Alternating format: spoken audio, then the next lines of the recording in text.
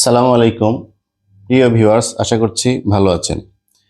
আজকে আমি ষষ্ঠ শ্রেণীর গণিতের অনুশীলনী 1.3-এর 9 নম্বর প্রশ্ন বেসিক আলোচনা করব। 9 নম্বর প্রশ্নের তো আমার ভিডিওগুলো পুরোপুরি দেখতে হবে।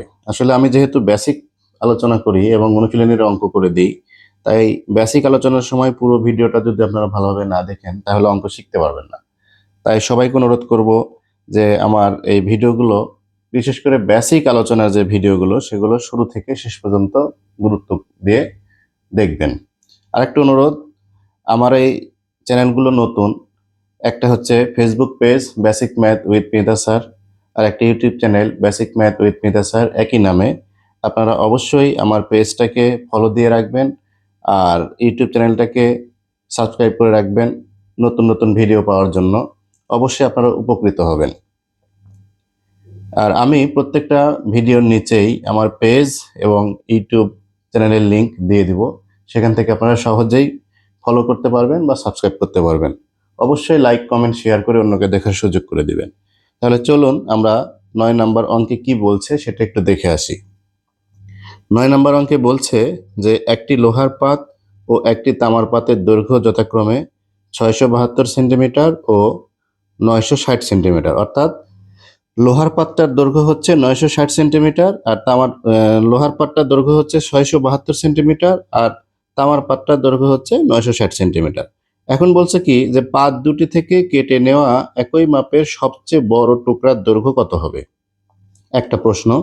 দ্বিতীয় প্রশ্নটা হচ্ছে প্রত্যেক পাতের টুকরার সংখ্যা নির্ণয় করতে হবে। আচ্ছা, তো আজকে এই বিষয়ের উপর আমি বেসিক আলোচনা করছি। এভাবে পরীক্ষার খাতায় করা যাবে না, এখান থেকে শুধু আপনারা বুঝবেন। আর আমি আরেকটা ভিডিওর মাধ্যমে এই অঙ্কটা কিভাবে করতে হবে সেইটা আমি করে দেব, সেখান থেকে আপনারা পরীক্ষার খাতায় ওইখান থেকে করবেন। আজকে শুধু বোঝার জন্য। তো আমি এর আগে একটা লেকচারে বলেছিলাম যে যদি কোনো অঙ্কে বৃহত্তম, সর্বাপেক্ষা বড়, সবচেয়ে বড়, সবচেয়ে বেশি এ ধরনের কথা যদি থাকে, এটা একটা ট্রিক্স। যদি এ ধরনের কথা থাকে তাহলে আমরা এই অঙ্কটাকে কি করব, অঙ্কটাকে গসাগু করতে হয়। তাহলে এখানে দেখা যাচ্ছে কি যে সবচেয়ে বড় টুকরার দৈর্ঘ্য, এটা দেখেই আমরা বলতে পারবো যে এই অঙ্কটা কি করতে হবে, এটাকে গসাগু করতে হবে। কিন্তু কেন গসাগু করব, এই ব্যাপারে আমি আজকে আলোচনা করব। অঙ্কটাকে কেন গসাগু করতে হবে। প্রথম কথা হলো, অঙ্কটা কিভাবে করব সেটা বলে নেই। অঙ্কটাকে আমরা গসাগু করব। গসাগু করলে এই যে যে কোনো এই একটা টুকরার দৈর্ঘ্য আমরা পাবো। আর এই একটা টুকরার দৈর্ঘ্য পেয়ে গেলে সবচেয়ে বড় টুকরাটা হবে এই এক টুকরা বা এই এক টুকরা। সেখান থেকে আমরা কি করব, এই 672কে ওই টুকরার দৈর্ঘ্য দিয়ে ভাগ করলে আমরা এখানে মোট কয় টুকরা হয় সেটা পাবো, আর এখানে মোট কয় টুকরা হয় সেটা পাবো। এভাবে করে অঙ্ক করে ফেলবো। কিন্তু কথা হচ্ছে গসাগুটা আমি কেন করব। দেখেন, গসাগু কথার অর্থ হচ্ছে কি, গসাগু কথার অর্থ হলো গসাগু সমান হচ্ছে গরিষ্ঠ সাধারণ গুণনীয়ক। আর এই লসাগু মানে হলো লঘিষ্ঠ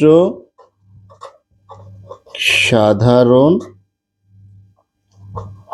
গুণিতক। এই কথার ভিতরেই আমার মানে অঙ্কের মূল নিহিত। এই গুণনীয়ক আর এই হচ্ছে গুণিতক, এই দুইটা বিষয়ের উপরেই এই অঙ্কটার মূল নিহিত। কেন গসাগু করব, কেন লসাগু করব না।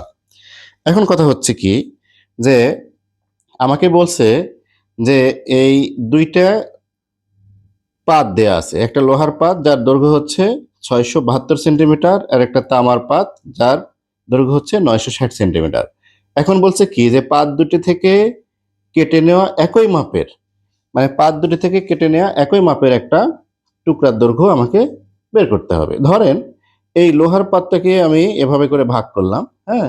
তো এইটাও যতটুকু মাপের টুকরা করব, এই তামার পাতটাকেও আমি কি করব, ওই একই মাপের টুকরা করব। ঠিক আছে, দেখেন এখানে আমি এইভাবে টুকরা করে নিয়েছি।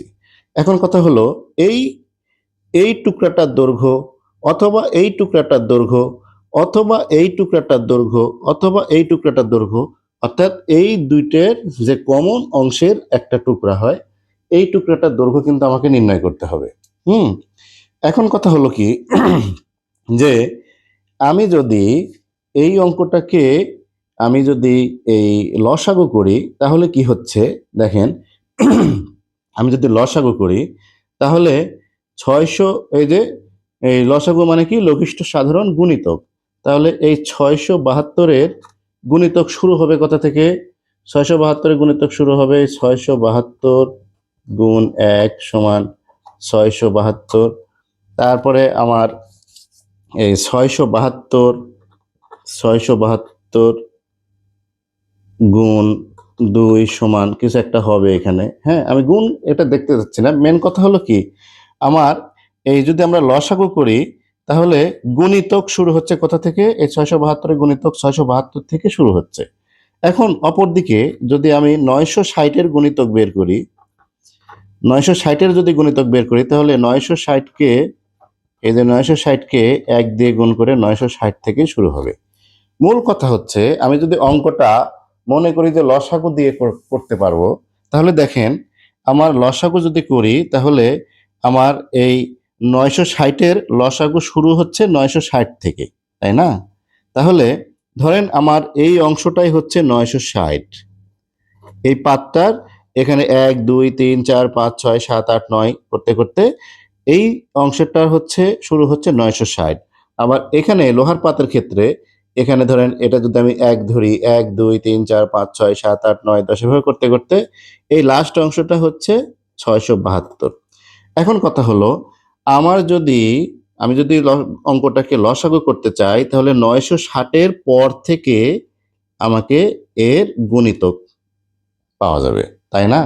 এখন কথা হলো আমাকে বলছে কি যে এই দুইটা পাত থেকে একই মাপের সবচেয়ে বড় সংখ্যা, অর্থাৎ এই পাতের যে কমন অংশ এই অংশটা থেকে আমাকে একটা টুকরা কেটে নিতে হবে। কিন্তু আমি দেখছি কি যদি লসাগু করি তাহলে আমার শুরু হচ্ছে এখান থেকে, এখান থেকে শুরু হচ্ছে, তাহলে কি আমি লসাগুর মাধ্যমে এর কমন অংশ নির্ণয় করতে পারবো?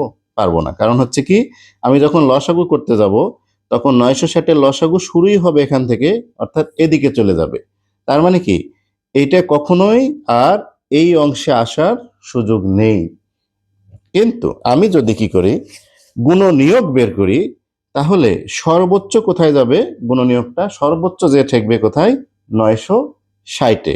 তাহলে এর ভিতরে কি থাকবে?